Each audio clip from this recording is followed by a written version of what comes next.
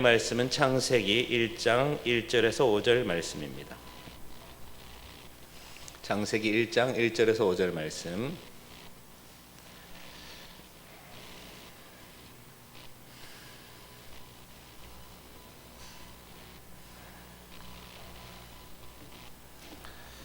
네, 제가 한 절 여러분들이 한 절 교독하시겠습니다. 태초에 하나님이 천지를 창조하시니라.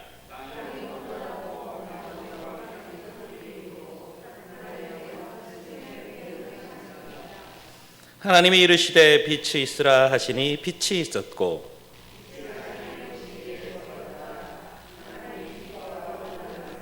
다 같이 읽겠습니다. 하나님이 빛을 낮이라 부르시고 어둠을 밤이라 부르시니라. 저녁이 되고 아침이 되니 이는 첫째 날이니라. 아멘. 21세기는 과학의 시대라고 말을 합니다. 과학이란 말이 얼마나 많이 남용되느냐. 여러분, 침대 선전할 때 침대가 뭐라고 하던가요? 침대도 과학이래요. 침대가 왜 과학이 되죠? 자, 그러면 과학이란 말은 이때 어떻게 쓰여진 겁니까? 가장 높은 가치다라는 뜻이죠. 침대의 수준이 과학의 수준까지 올라갔다. 그러니까 자연스럽게 과학은 고매한 가치다라는 의미가 되는 것이죠. 과학의 시대입니다. 그리고 수많은 논쟁들이 있습니다. 막 갑론을박이 막 일어나요. 이것이 옳다, 저것이 옳다라고 얘기할 때에 누가 딱 한마디 하면 잠잠해집니다. 그게 과학입니다. 그러면 잠잠해집니다. 근데 그 누구도 의문을 제시하지 않아요. 지금 이 시대는. 과학이다 그러면 그렇지, 그런가 보다. 과학이니까 됐어 라고 끝나버립니다. 사실 저도 제가 목사 안수를 받고 첫 노회를 참석했을 때 가장 충격을 받았던 장면이 하나 있습니다. 이 장로님 목사님들이 계시면서 막 이렇게 해야 됩니다, 저렇게 해야 됩니다, 막 이렇게 얘기를 하시더라고요. 그런데 어떤 분이 발언을 딱 하시면서 그게 법이요, 그러면 조용해집니다. 노예 석상에서는 법이요 그러면 끝인데, 지금 살아가는 우리 21세기에 토론의 현장에서 과학이요 그러면 잠잠해집니다. 근데 그 누구도 의문을 제시하지 않아요. 문제 제기하지 않아요. 과학이요 그럼 끝인가요? 이렇게 제기해야 되는데 잠잠합니다. 그만큼 과학이 대세인 시대가 됐다는 얘기죠. 그러면 우리는 그 과학을 그대로 과학이니까 맞아, 믿어야 돼, 이렇게 생각하는 것이 옳을까요? 특히 지금의 시대는 교육의 그 영향이 큰 시대라고 볼 수 있습니다. 우리나라의 교육이 얼마큼 크게 발달되어 있는지 혹시 아십니까? 대학 진학률이 몇 퍼센트인지 아십니까? 우리나라 지금 거의 90%에 육박합니다. 우리 20대, 그러니까 30대 미만의 사람들을 다 모아보면요, 대부분이 대학을 안 나왔어요. 대학 나오지 않는 사람이 아무도 없습니다. 그만큼 공부했던 기간이 길다는 얘기죠. 그리고 그곳에 이제 다른 반증은 과학의 영향을 받았던 기간이 길다는 얘기입니다. 그러니까 어른들보다 우리 젊은 친구들이 과학에 대한 노출이 훨씬 더 많다는 얘기죠. 그리고 과학에 대한 신뢰가 그만큼 두텁습니다. 그래서 과학이요 그러면 믿습니다. 그리고 따라갑니다. 그래서 이 과학의 시대에 살고 있는 우리 신앙이들은 어떻게 살아야 될까? 저는 늘 이 목회자로서 큰 짐처럼 남아있는 게 이 과학의 문제입니다. 사실 신학도 과학의 영향을 받기도 했습니다. 제가 신학을 공부하면서 신학의 여러 가지 연구 방법론들이 사회과학 방법론에 영향을 받기도 했습니다. 실제로. 그렇기 때문에 공부의 방법에 있어서 과학은 큰 영향을 줬어요. 그리고 우리가 배우는 모든 학문의 기본적인 시작은 과학에서 시작됐습니다. 그러면 과학이 가장 강력한 힘을 가지고 있다고 볼 수 있습니까? 성경에는 그렇게 되어 있지는 않습니다. 성경은 과학적 맹신주의에 대한 큰 경고를 하고 있습니다. 물론 성경이 쓰여져 있는 시기는 과학이 팽배되어 있는 과학의 시대가 아니었음에도 불구하고 우리가 알고 있는 그 과학의 허점을 그대로 탁 드러내는 부분이 참 많습니다. 오늘 우리가 잘 아는 본문이죠. 태초에 하나님이 천지를 창조하시니라. 지금 말씀을 듣고 계신 여러분들 가운데 이 말씀을 부정하시는 분이 계신가요? 태초에 하나님께서 천지를 창조하셨습니다 라고 얘기했을 때 설마 아닌가? 이렇게 갸우뚱하시는 분은 이 자리에 안 계신 것 같아요. 그러면 이 태초에 하나님이 천지를 창조하셨던 그 믿음이 우리에게 어떤 영향을 주는가를 한번 생각해 볼 필요가 있겠죠. 우리는 어떤 믿음을 가지고 사는가? 태초에 하나님이 천지를 창조하셨다는 것이 우리에게 무슨 의미인가를 알 필요가 있겠죠. 근데 이 사실에 반대를 하는 사람들이 있죠. 흔히 유물론적 세계관을 가진 그 사람들은 이 천지를 창조하신 하나님에 대해서 큰 질문을 하고 있습니다. 의문을 품고 있습니다. 그럴 리가 없다라고 얘기하죠. 그래서 만물의 시작을 우리는 무에서 유로 시작됐다라고 봅니다.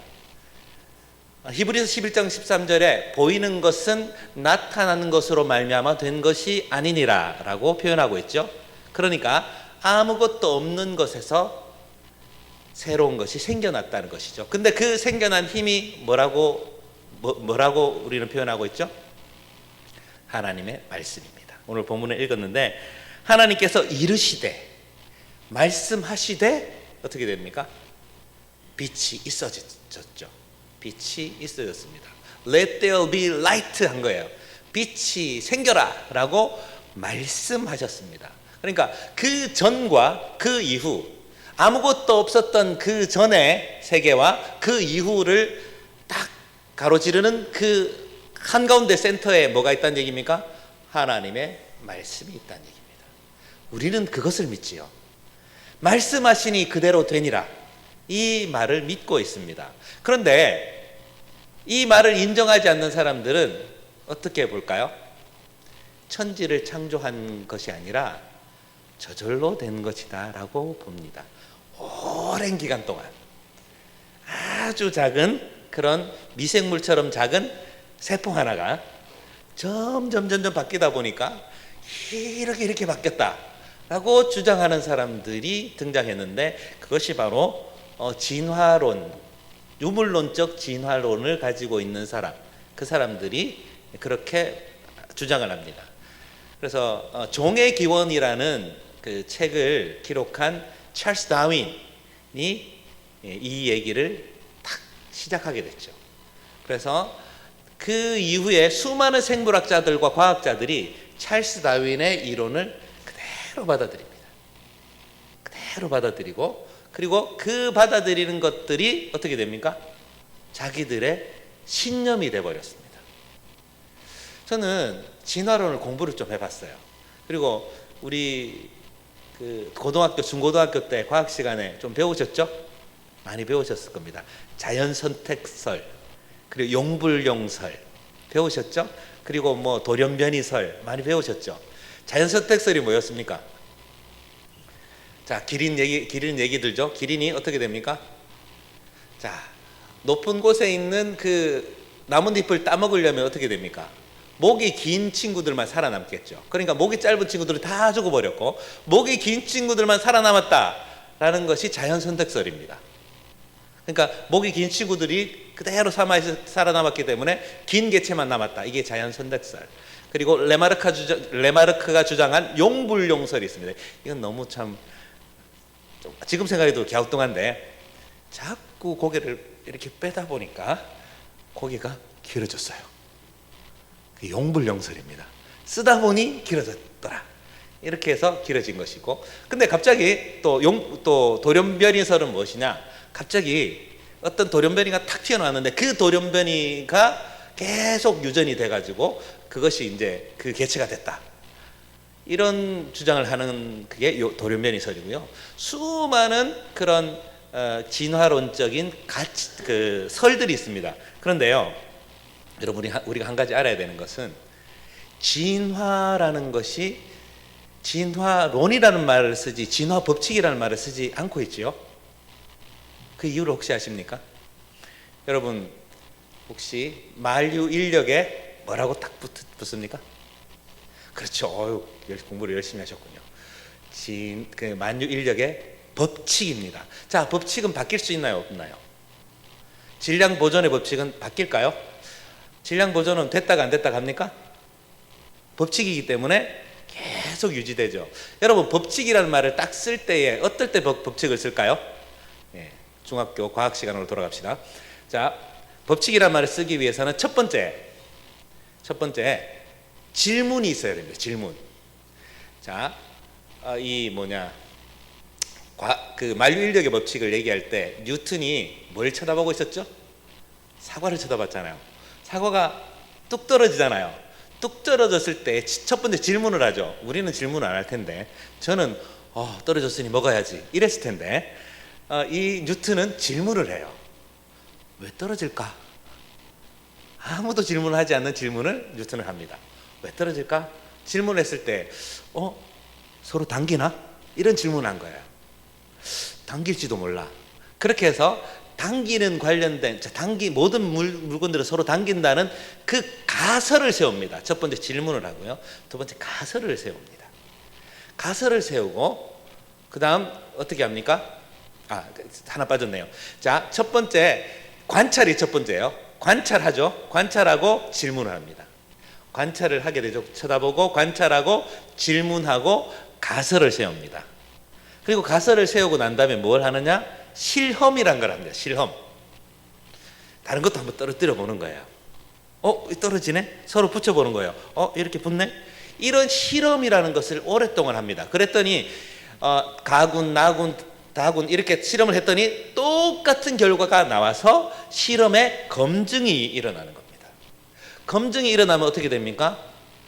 그 검증이 다른 사람들 앞에 실제로 이렇게 보여지고 해서 많은 사람들이 인정하게 되면 그것이 법칙이란 이름을 붙게 됩니다. 여러분, 그러면 진화가 법칙이 되려면 어떻게 돼야 되는 거죠? 첫 번째, 뭐가 있어야 됩니까? 관찰을 해야 돼요. 관찰을 하려면 어떻게 해야 되죠? 원숭이가 사람 되는 걸 이게 지켜보고 있어야 됩니다. 그리고 조그마한 아메바가 점점 커져가지고 바뀌는 걸 봐야 되고요. 그리고 저기 어디냐, 양서류들이 갑자기 물속에 있는 어류들이 밖으로 나오는 걸 봐야 돼요. 저벅저벅 물고기들이 내 발로 저벅저벅 나오는 걸 봐야 됩니다. 혹시 관찰해 보신 분 계신가요? 물고기들이 물 밖으로 저벅저벅 걸어 나와서 이제부터는 나는 어류가 아니라 양서류를 할래, 파충류로 바뀔래 라고 이렇게 바뀌는 모습을 혹시 관찰하신 분이 계신가요? 예, 혹시 관찰하셨다면 그분은 노벨상을 탈 확률이 굉장히 높습니다. 그렇게 될 수 없죠? 갈 수 없습니다. 관찰 자체가 안 되죠. 그리고 관찰이 안 되니 그 다음 단계가 안 이어지겠죠? 그 다음에 실험을 할 수 있습니까? 여러분 실험을 할 때에 그들이 주장하는 진화의 기간이 얼마 정도일까요? 네, 100만 년, 200만 년 이 정도 걸립니다. 그러면 우리는 실험할 수가 없겠죠? 네, 바톤 타치를 해주면서 자 실험해 몇 사람을 이렇게 해야 될지 모르겠으나 실험할 수가 없습니다. 그러니까 진화라는 이 가치, 진화라는 그 생각들은 검증이 될 수가 없는 것이죠. 그렇기 때문에 이 진화를 과학이라는 이름으로 포장하는 것은 굉장히 모순적인 행동입니다. 진화를 이건 과학이야 라고 주장하기에는 너무도 큰 빈틈이 있지요. 그래서 여전히 진화는 설이라는 이름을 붙고 그리고 진화론이라는 이름을 붙습니다. 그러니까 몇몇 사람들이 주장하는 바이지요. 그래서 진화와 창조를 얘기할 때 진화가 과학적이다라고 주장하는 분들한테는 꼭 요 말을 해보십시오. 관찰을 해볼 수 있을까요? 실험이나 해봤습니까? 라고 질문하시면 정답이 되는 것입니다. 그들도 그렇게 할 수가 없습니다. 저는 이 진화에 관련된 책들을 굉장히 많이 읽어봤습니다. 요즘 그 중고등학생들이 꼭 읽어야 되는 필독서더라고요. 이기적인 유전자, 그리고 뭐 털없는 원숭이, 그리고 또 눈먼 시계공 같은 책들을 제가 읽어봤는데요. 제가 내린 결론은 이겁니다. 그들이 주장하는 바는 과학이란 이름으로 포장된 신앙이다 라고 저는 결론을 내렸습니다. 자, 아까 말씀드렸듯이 과학적으로 증명이 될 수가 없다고 말씀드렸죠. 자, 과학적으로 증명될 수 없는 그 사실을 굳게 주장하면 바탕에는 뭐가 있어야 될까요? 믿음이 있어야 됩니다. 믿음입니다. 저는 진화와 창조를 얘기할 때 진화론자들은 무슨 과학적인 방법론, 대단한 방법론을 가지고 있는 것처럼 얘기하지만 알고 보면 그들은 진화라는 큰 믿음을 갖고 있다라는 결론에 도달했습니다. 저도 이게 질문해보면 그들도 갑자기 불컥하면서 그건 당연히 그런 거 아니야 라고 막 이게 우격다짐을 할 때가 있어요. 그게 신앙입니다. 그러니까 우리가 위축될 이유가 없어요. 창조는 과학적이지 않다, 진화는 과학적이다, 이런 말도 안 되는 그 논리는 아니란 얘기입니다. 저는 신앙과 신앙의 싸움이다 라고 볼 수 있다는 얘기입니다. 자, 우리 그림을 한번 보면서 말씀드릴까요? 그림을 한번 보여주십시오. 자, 여러분 질문을 제가 그림을 보기 전에 그 질문 하나 드릴게요. 여러분 닭이 먼저입니까? 계란이 먼저입니까? 네, 목사님 말씀해 주셨네요. 우리는 뭘로 믿어야 될까요? 한번 생각해 보십시오. 자, 계란이 먼저라고 주장하는 사람들은 어떤 사람들일까요? 네. 계란이 먼저라는 것은 작은 개체에서 큰 개체로 옮아간다는 그런 가치를 갖고 있는 사람들입니다. 그러니까 아주 작은 세포에서 아주 복잡하고 고차원적인 세포로 옮겨간다라고 생각하는 사람들이 진화론자들이에요. 그럼 우리는 뭘 얘기해야 되죠? 닭이 먼저라고 말해야 되는 것이 옳은 겁니다. 자, 여러분 그림에 보시면 나오죠? 자, 저 밑에 있는 게 뭡니까? 저 밑에 있는 것이 원생 생물입니다. 자, 원생 생물이라고 돼 있죠? 생물. 예, 동식물이 가려지지 않는 그런 아주 작은 세포의 상태를 이야기합니다. 그 세포에서 동물로 갈라지고 그 식물로 갈라지게 되는 것이죠. 그리고 이렇게 개체의 변화를 하고 바꾸고 해가지고 저 가운데 센터에 맨 위에 지팡이를 짚고 있는 누군가가 있죠? 누굴까요? 네, 현생 인류입니다. 우리 인간들이죠. 그 옆에 네 발로 있는 그 개체는 뭐 같습니까? 네, 고릴라 또는 유인원 같죠? 네, 그 모습으로 갈라지게 되는 겁니다. 자, 그럼 여기서 질문이 있는데요. 여러분, 여기서 다 갈라지지 않습니까? 갈라지면 그 갈라지기 직전의 상태가 많을까요? 갈라지고 난 다음이 많을까요? 생각해 보십시오. 자, 원숭이가 있다고 칩시다. 원숭이가 있으면 원숭이가 어떻게 뭐 네 발 짚다가 갑자기 이렇게 두 발로 짚다가 갑자기 손을 사용하게 됐다가 이렇게 됐더니 갑자기 사람이 되었더라가 되잖아요. 그죠? 저 그림대로라면. 그러면 며칠 전까지 원숭이였다가 곧 사람이 될 확률이 생겨야 되지 않습니까? 갑자기 이제 나는 인간으로 가까워졌으니까 주민증을 받으러 동사무소에 가야 될 텐데 그런 경우가 혹시 있었나요? 없었죠. 자, 그 예를 하나 말씀드리고 그 다음 그 그림을 한번 보여주십시오. 그 다음 그림. 네, 자, 요 그림이 이 그림이에요. 자, 보시면 어류에서 양서류, 파충류, 조류, 포유류로 갈라진다고 돼 있죠. 그러면 예를 들어서 양서류에서 파충류로 가는 게 있다고 칩시다. 그러면 양서류와 파충류 사이에 수많은 중간 단계가 있어야 되는 것이 옳겠죠. 그렇지 않습니까?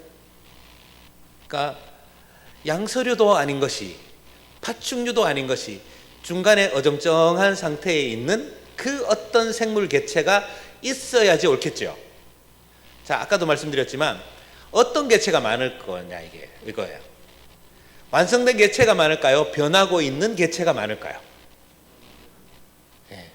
변하고 있는 단계가 훨씬 더 많아야지 옳습니다. 그러니까 지금 원숭이 비스무리하게 된 친구들이 사람처럼 비슷하게 닮아가야지 맞는 거예요. 그죠? 그리고 심지어는 우리 인간도 한 단계 더 진화된 상태로 바뀌어야지 옳지 않나요? 진화가 계속 된다고 가정한다면 우리도 진화가 돼야 돼요. 진화가 돼야 되겠죠? 혹시 우리 가운데도 진화를 발견하신 분이 계신가요? 어제는 내가 손가락이 5개였는데 6개가 됐다. 이렇게 될 수 있을까요? 이게 굉장히 큰 질문이에요. 그래서 이것을 일명 대진화라고 얘기하는데요. 지금 진화론자들 가운데서 대진화를 주장하는 사람들이 없어지게 됐습니다. 왜냐하면 이것들이 너무너무 큰 빈틈이 돼버렸기 때문이죠. 그래서 이걸 이제 정리하면 이런 겁니다.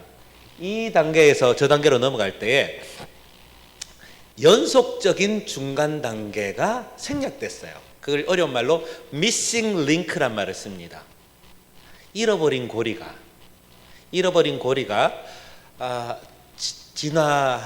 진화론을 주장하는 사람들한테는 가장 큰 치명적인 약점이었어요. 근데 막 화석을 발견하고 이건 맞지 해봐야 한계가 있는 것이죠. 왜냐하면 그것은 화석으로 얘기할 것이 아니라 지금의 삶으로 얘기가 돼야 된다고 저는 보거든요. 화석 아무리 파봐야 한계가 있죠. 그러면 지금의 이 단계 가운데도 연속적인 중간 단계에 누군가가 있어야 되는 겁니다.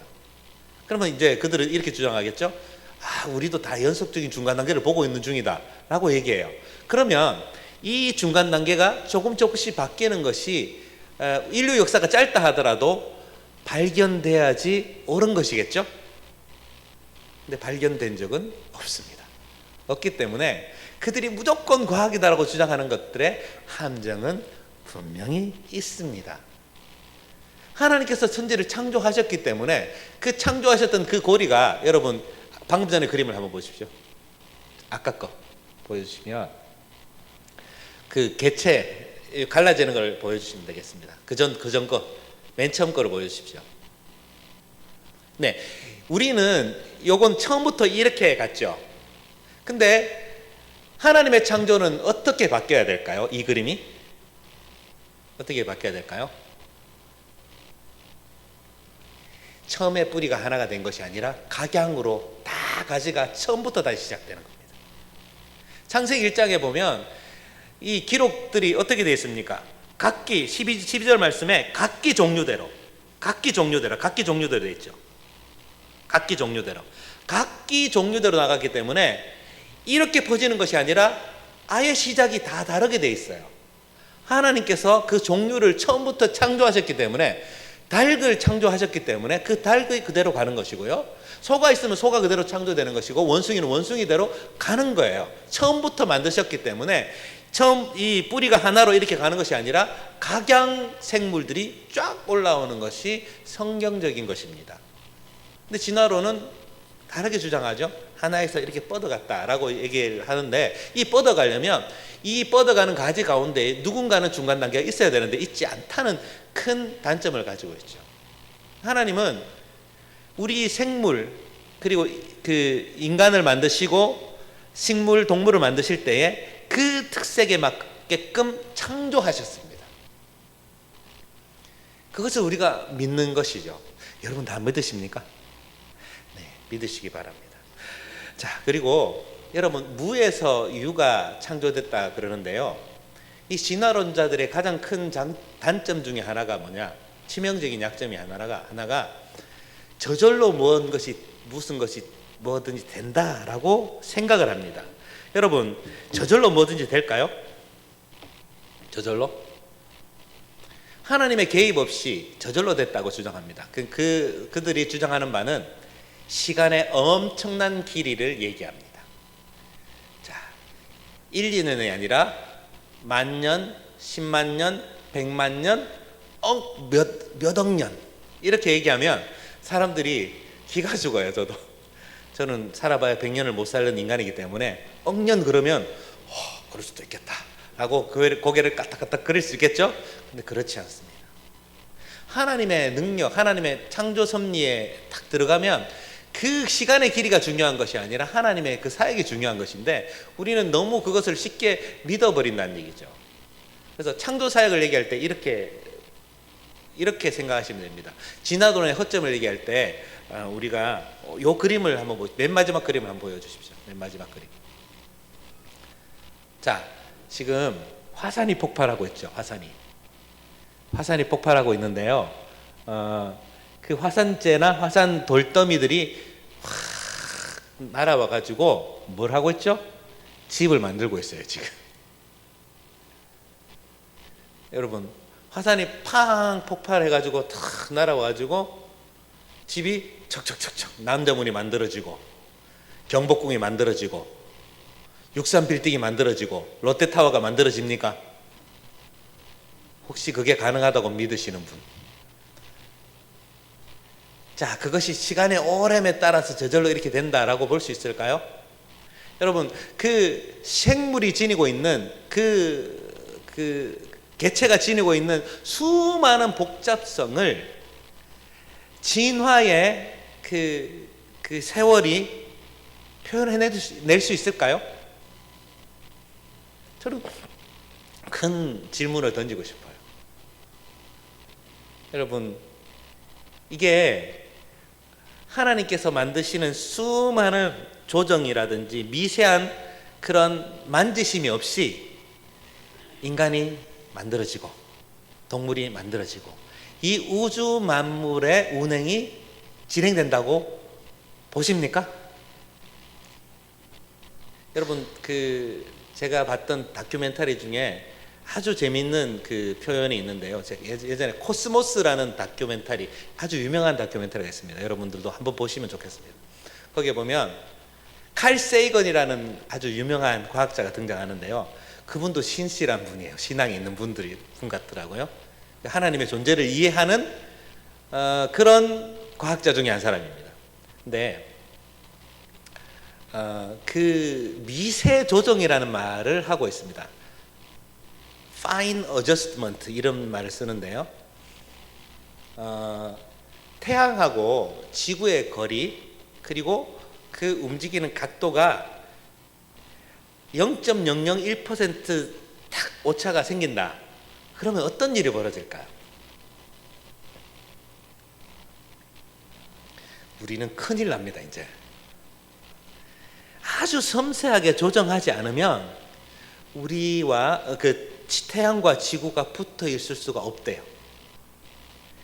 아주 미세한 차이만 발견하더라도 우리는 그 태양의 그 공전 주기에 영향을 받지 않고 휙 날아가 버린답니다. 그리고 지구의 각도 있죠. 여러분, 지구가 이렇게 조금 기울어 있다는 거 혹시 과학 시간에 배우셨나요? 네. 23.5도. 야, 맞습니다. 제가 그때 웃기는 유머 하나 있는데 여담으로 너무 진지하시니까 표정이 장학생님이 오셨어요. 장학생님이 오셨는데 그 지구본이 삐뚤어져 있잖아요. 삐뚤어 있어가지고 아니 학생들한테 물었어요. 학생들한테 이게 왜 이렇게 삐뚤어져 있어? 학생은 어떻게 대답했을까요? 제가 안 그랬는데요. 그랬어요. 근데 선생님은 그걸 보고 아이고 요즘 국산 다 그렇지요. 그렇게 했던 얘기가 생각납니다. 네, 다 23.5도가 삐뚤어져 있다는 걸 지금은 우리는 알잖아요. 그때 그 학생과 선생님들한테 알려줘야 됩니다. 자, 이렇게 삐뚤어져 있는데 23.5도 삐뚤어지지 않으면 어떤 일이 벌어질까요? 자, 여러분, 태풍이 지나갔죠. 태풍이 지나갔을 때에 우리나라를 절묘하게 싹 피해가는 거 아십니까? 태풍이 수직으로 쫙 올라가는 경우가 많을까요? 아니면 싹 이렇게 우회전을 싹 꺾어가는 경우가 많을까요? 여러분 일기예보 자주 보셔서 아시겠죠? 그 일본 열도를 따라서 우회전 깜빡이를 넣고 쭉 따라가는 걸 많이 봤죠? 그때 우리는 이렇게 얘기합니다. 아, 일본이 우리에게 참 좋은 일을 하는데 저 중에 하나구나 라고 생각하시는 분들이 계신데요, 일본이 그 일을 하는 게 아니고요, 하나님의 창조 섭리가 그런 거예요. 23.5도가 딱 꺾이는 바람에 지구의 공기가 바뀌었어요. 그리고 지구의 공기의 흐름 가운데 편서풍기란 게 생겼습니다. 편서풍. 자, 적도풍, 적도 바로 위에서 태풍이 생기고요, 그 태풍이 적도풍에서 빨려 나가는 것 같다가 편서풍을 탁 타고 올라옵니다. 그 편서풍을 타고 쭉 올라오다가 편서풍의 영향으로 오른쪽으로 탁 트는 게 편서풍의 영향입니다.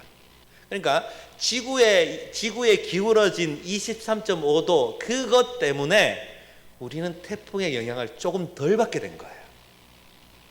만약에 지구가 이렇게 서 있다면 어떻게 될까요?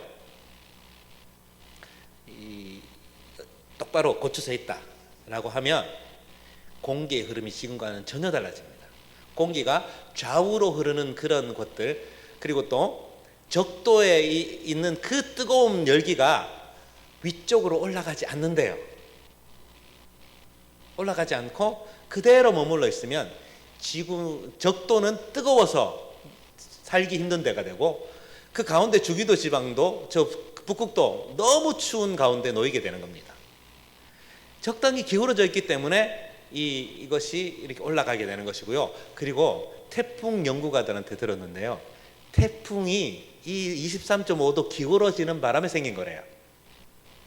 그리고 태풍이 주는 유익이 있습니다. 어떤 유익이 있는지 아십니까? 태풍은 적도에 있는 그 뜨거운 에너지를요, 저 위쪽으로 분산시켜주는 역할을 한대요. 그리고 지구가 엄청나게 뜨거워지는 것을 막아주는 겁니다. 적도가 가지고 있는 그 열기가 있잖아요. 그 열기를 태풍의 에너지로 싹 흡수한대요.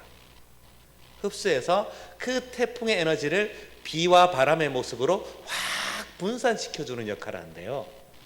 그리고 그 분산시키는 것 때문에 물론 큰 피해도 있고 힘들겠지만, 그 지구가 이렇게 서로 골고루 편안하게 되는 것이죠.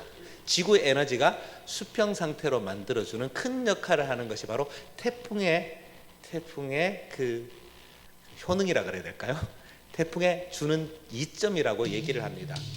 태풍이 주는 이점 중에 또 하나가 뭐냐면, 여러분 바다에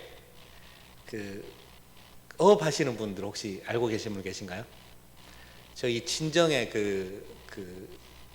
외갓집이죠. 거기에 가보면 배를 여러 척 갖고 계신 선주신데, 태풍 오기만을 계속 기다리신대요.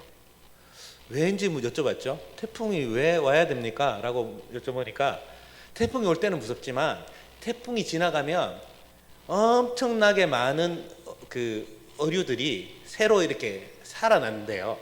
그리고 그 다음부터는 어획량이 급속하게 늘어난답니다.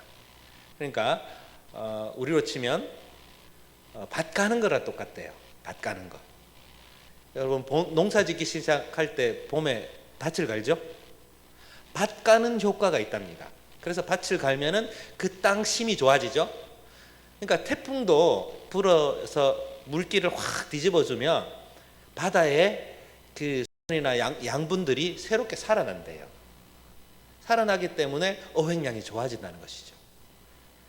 그러니까 우리가 알 수 있는 수많은 그 자연재해들도 하나님의 창조 섭리 안에서 우리에게 유익을 준다는 얘기입니다. 근데 우리는 그냥 막무가 내는 것이죠. 하나님의 창조 섭리, 그렇지, 옛적에 한번 딱 만드시고 딱 손 떼고 계시는 그 하나님의 섭리로 생각하시면 안 돼요. 하나님은요, 지금도 역사하십니다. 여전히 일하십니다. 여전히 일하시고요, 태풍을 통해서, 심지어 자연재해를 통해서도 하나님은 꾸준히 일하고 계십니다. 이 사실을 우리가 보고 있는데 우리가 모든 것이 저절로 돼 있다라고 말할 수 있을까요? 저는 너무 불편해요. 그들의 태도, 그들의 그 사고들이. 하나님은 여전히 역사하시고요. 여전히 우리의 삶에 들어와 계십니다. 창조의 하나님은 1회로 모든 것을 끝내신 분이 아니라 지금도 계속 우리의 삶에 들어오시고요. 제가 읽어봤던 눈먼 시계공이란 그 책에 이 내용이 나왔습니다. 눈먼 시계공이 어떤 것일까요? 시계를 만들어 놓으면 어떻습니까? 요즘은 그 시계가 없죠. 여러분, 시계, 밥 주는 시계 혹시 알고 계시죠? 이렇게 밥 주는 시계. 괴종 시계는 아직까지 밥 주는 시계가 있더라고요. 근데 저도 어릴 때 밥 주는 시계를 이렇게 밥을 줬어요. 태엽을 감잖아요. 태엽을 끝까지 탁 감고 딱 놓으면 한동안은 시계가 제깍제깍 가죠. 가서 여전히 이렇게 제가 뭐 이렇게 손대지 않아도, 사람이 손을 대지 않아도 저절로 움직이는 것이 그 시계 아닙니까? 근데 하나님을 이 시계공으로 비유한 거예요. 이 찰스 도킨슨이라는 사람이. 그래서 천지를 창조해 놓고 딱 뒤로 간 거예요. 눈 멀었으니까 다시 보지 못하겠죠? 저절로 뭐 알아서 해가 지고 뭐 달이 뜨고 하는 것들이 저절로 이루어진다라고 보는 거예요. 하나님을 너무 그 감정이 없고 그냥 세상에 대한 그 어떤 개입이 없는 어떤 대상으로 본 것이죠. 그래서 이것을 이제 그 신학적 용어로 이신론이라고 합니다. 하나님이 개입하지 않는 그 이신론으로 하나님을 얘기합니다. 근데 하나님은 그런 분이 아니시죠? 창조해 놓고 가만히 계시는 분이 아니라 여전히 개입하십니다. 여전히 말씀하시고. 여러분, 우리의 삶에 개입하시는 확실한 증거가 뭔지 아십니까? 우리 기도를 들어주시는 겁니다. 혹시 여러분 기도의 응답에 간증이 있으신가요? 있으시면 하나님은 여전히 역사하신 거예요. 하나님은 창조의 하나님이신 동시에 우리의 삶에 들어오시는 분이시고 역사에 개입하시는 하나님이십니다. 우리는 이 사실을 믿기 때문에 이 과학주의로 포장한 진화론을 믿을 수가 없는 거예요. 이건 너무나 분명한 한계가 있고요. 도저히 받아들일 수 없는 그런 가치죠. 우리 사랑하는 참사랑교회 성도 여러분, 과학은 도구일 뿐이지 믿어야 될 대상은 아닙니다. 과학적으로 삶을 살 수 있어요. 도구로 쓰면 됩니다. 우리 과학이 주는 그 이점이 많죠. 우리의 삶에 큰 도움을 줍니다. 달나라에 가는 거, 달나라에 간다든지, 그리고 우리가 먹고 마시는 것들 중에 과학의 도움을 받지 않는 것이 있습니까? 없지요. 다 있습니다. 하지만 그 과학을 이용하시되 과학을 신봉하지는 마시기 바랍니다. 과학에 매몰되지 마세요. 과학은 그냥 우리가 쓰는 칼이나 가위 같은 거예요. 도구예요, 도구. 도구로 쓰십시오. 그 도구가 우리를 지배하면 안 되잖아요. 그 도구가, 여러분, 가위가 우리한테 명령하면 들으실 겁니까? 망치가 우리한테 명령하면 네, 망치님, 할 수 없잖아요. 과학은 도구일 뿐입니다. 그 도구를 잘 사용하면 되죠. 심지어 그 도구를 누가 주셨을까요? 하나님께서 주셨어요. 주신 대로 잘 활용하시기 바랍니다. 그래서 우리는 오로지 하나님만 바라볼 수 있는 마음을 가지시고, 이 세상의 수많은 잘못된 가치에 우리의 마음이 뺏기지 않고 휘둘리지만 않으시면 좋겠습니다. 하나님께서 우리에게 지혜를 주실 줄로 믿습니다. 네, 기도하겠습니다. 하나님 아버지, 감사드립니다. 오늘 말씀 가운데 하나님의 도우심을 믿는 믿음이 이 과학의 시대, 맹목적인 과학을 신봉하는 이 시대를 극복하는 단초가 되게 하여 주시옵소서. 주님, 우리 신앙인들이 하나님을 온전히 섬김으로 말미암아서 과학에 매몰되지 않고, 그리고 또 수많은 미혹하게 하는 그런 가치관들에 우리 마음이 뺏기지 않도록 하여 주시옵소서. 무엇보다 다음 세대를 위해 기도합니다. 다음 세대들이 이 과학의 그 잘못된 그런 생각들, 과학적 잘못된 신념에 마음이 뺏기지 않도록 하여 주시고, 온전히 하나님만 바라보고 더 크신 하나님을 바라보며 나갈 수 있도록 이끌어 주시옵소서. 예수님 이름으로 기도합니다. 아멘.